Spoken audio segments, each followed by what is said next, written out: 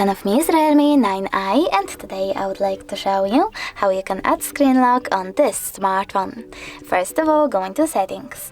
Now you need to scroll down, select password and biometrics, choose set lock screen password over here, wait 5 seconds and select continue. Now you can finally click on use a different password type and select one of those login methods. I will go with pattern.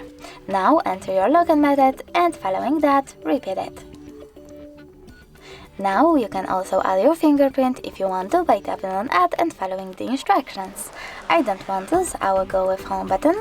And now when I turn off my screen, then turn it back on. As you can see, pattern is now required.